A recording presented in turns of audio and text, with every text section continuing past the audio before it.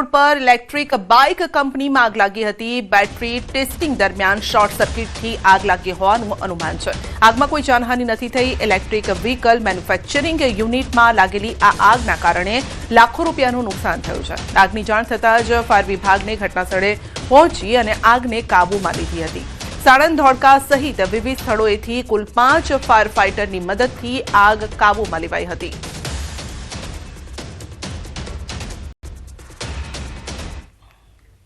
વલસાડ તાલુકાના મૂળી ગામની ઘટના છે। મૂળી ગામ નજીક યુવક અને યુવતીઓ પર હુમલો થયો।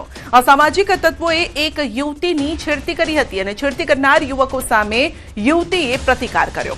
યુવતીએ પ્રતિકાર કરતા છેડતી કરનાર યુવકોએ હુમલો કર્યો તો લાકડા વડે યુવતી અને તેની સાથે યુવકને માર માર્યો। સમગ્ર ઘટનાનો વિડીયો સોશિયલ મીડિયામાં વાયરલ થતા ચર્ચાનું કેન્દ્ર બન્યો છે। હજુ સુધી આ મામલે કોઈ પોલીસ ફરિયાદ નથી નોંધાઈ।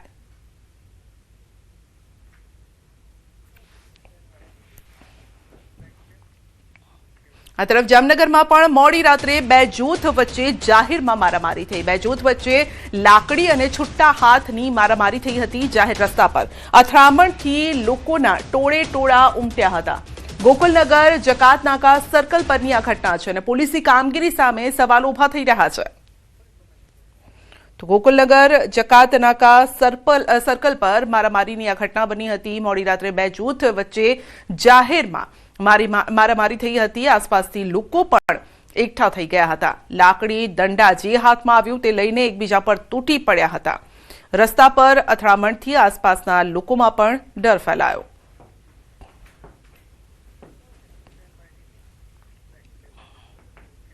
અંકલેશ્વરના સારંગપુર ગામના લાકડા માર્કેટનો એક વિડીયો સામે આવ્યો છે અને જેમાં બે જૂથો વચ્ચે ધીંગાણું થઈ રહ્યું છે।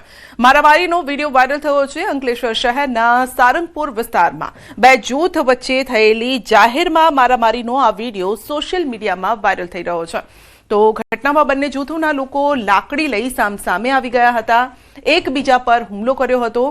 કોઈ બાબતે થયેલા વિવાદ બાદ મામલો ઉગ્ર બનતા બંને પક્ષો વચ્ચે અથડામણ સર્જાઈ હતી અને હાલ સ્થાનિકોમાં ભયનો માહોલ પણ ફેલાયો છે।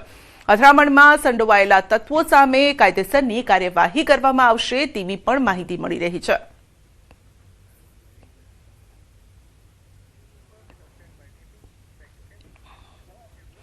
બનાસકાંઠાના વડગામમાં સકલાણા ગામે કરુણ ઘટના બની હતી।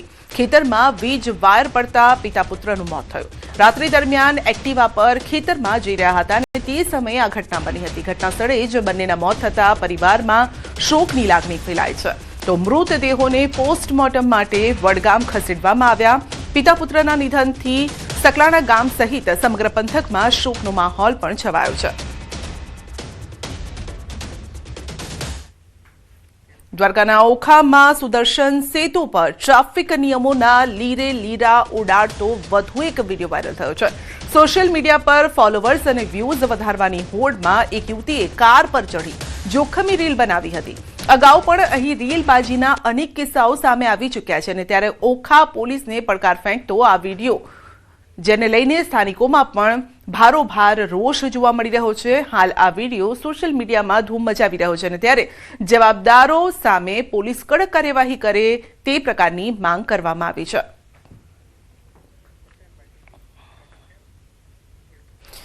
મહેસાણામાં હાઇટ ગેજ લોખંડની એંગલ સાથે અકસ્માત થયો।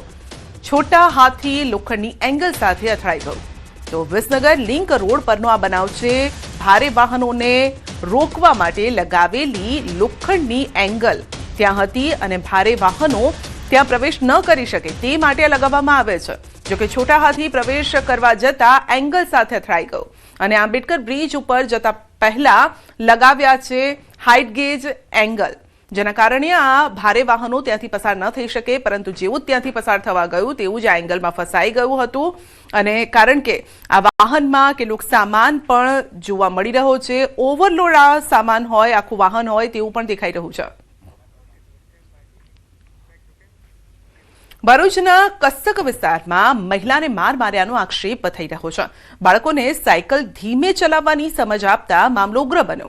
મહિલા અને બાળકોના પરિવારજનો વચ્ચે બોલાચાલી થઈ હતી અને ત્યારબાદ મહિલાને માર મારવામાં આવ્યો હોવાનો આક્ષેપ લગાવવામાં આવ્યો। સમગ્ર ઘટનાના સીસીટીવી ફૂટેજ સામે આવ્યા। ઘટનાની જાણ થતાં સ્થાનિક લોકો સ્થળ પર પહોંચ્યા। મામલો શાંત પાડવાનો પ્રયાસ પણ કર્યો હતો।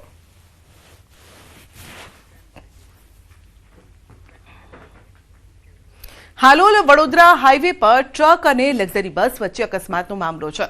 પોસ્ટમોર્ટમ બાદ તમામ મૃતદેહોને વતન રાજસ્થાન માટે રવાના કરવામાં આવ્યા અને અકસ્માતમાં ડ્રાઈવર, ક્લીનર સહિત 8 લોકોના મોત થયા હતા। અકસ્માત એટલો ભયાનક હતો કે બીમાર દીકરાની સારવાર કરાવી પરત ફરતી માતાની નજર સામે જ તેના 9 વર્ષના બાળકનું મોત થયું હતું અને બાળકના જે મોત થતા પરિવારમાં શોક। બસના ડ્રાઈવરનું મોત થતા તેમની 3 દીકરીઓએ પિતાની છત્રછાયા ગુમાવી દીધી છે।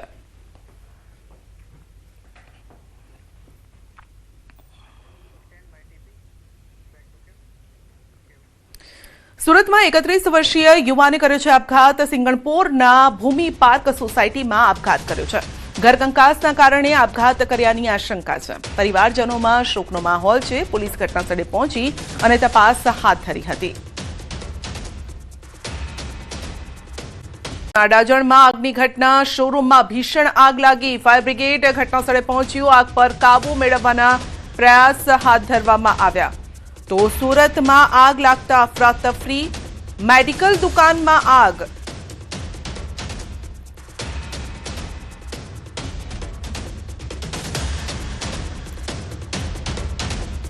સુરતના અડાજણ વિસ્તારમાં મેડિકલ સ્ટોરમાં આગ લાગી છે। અડાજણ 4 રસ્તા નજીક આવેલી મેડિકલ દુકાનમાં આગ લાગવાની ઘટના બની હતી।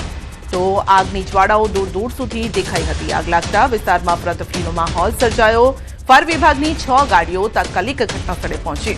ફાયરના જવાનો દ્વારા પાણીનો મારો ચલાવી આગ પર કાબુ મેળવવાના પ્રયાસ હાથ ધરવામાં આવ્યા। આગ લાગવાનું કારણ અને નુકસાન અંગેની વિગતો હજુ સામે નથી આવી, પરંતુ પ્રાથમિકતા અત્યારે છે કે આગ ઝડપથી ઓલવી દેવામાં આવે, તો આગ બુઝાવી દેવામાં આવે તે પ્રાથમિકતા છે। સુરતના અડાજણમાં આગની ઘટના। શોરૂમમાં ભીષણ આગ લાગી। ફાયર બ્રિગેડ ઘટનાસ્થળે પહોંચ્યું અને આગ પર કાબુ મેળવવાના પ્રયાસ હાથ ધરવામાં આવ્યા, પરંતુ ટ્રાફિકથી ધમધમતો આ વિસ્તાર, જેના કારણે વાહન ચાલકો પણ ચિંતામાં મુકાઈ ગયા હતા। સુરતના અડાજણ વિસ્તારમાં આવેલા ટીવીએસ ગાડીના શોરૂમમાં અચાનક આગ લાગી ગઈ હતી। દ્રશ્ય જોઈ શકાય છે। હજુ પણ આગ ચાલુ છે। આગને લઈને સમગ્ર વિસ્તારમાં અફડાતફડીનો માહોલ સર્જાયો છે। જો કે ઘટનાની જાણકારી મળતા ફાયર વિભાગનો કાફલો ઘટના સ્થળે પહોંચ્યો છે। આગ પર કાબુ મેળવવાનો પ્રયાસ કરી રહ્યા છે। ત્યારે દ્રશ્ય જોઈ શકાય છે કે જે રીતે શોરૂમમાં આગ લાગી હતી, શોરૂમમાં મોટા પ્રમાણમાં ગાડીઓ હોવાને લઈને મોટા પ્રમાણમાં ગાડીઓ સળગી જવા પામી છે। દ્રશ્ય સીધા જોઈ શકાય છે। ફાયર વિભાગ દ્વારા સતત પાણીનો મારો કરવામાં આવી રહ્યો છે। શોરૂમમાં આવેલી નવી ગાડીઓ છે તે બળીને ખાક થઈ ગઈ છે। દ્રશ્ય સીધા જોઈ શકાય છે કયા પ્રકારની સ્થિતિ છે। આખો વિસ્તાર ફાયર વિભાગના સાયરનોથી રંકી રહ્યો છે।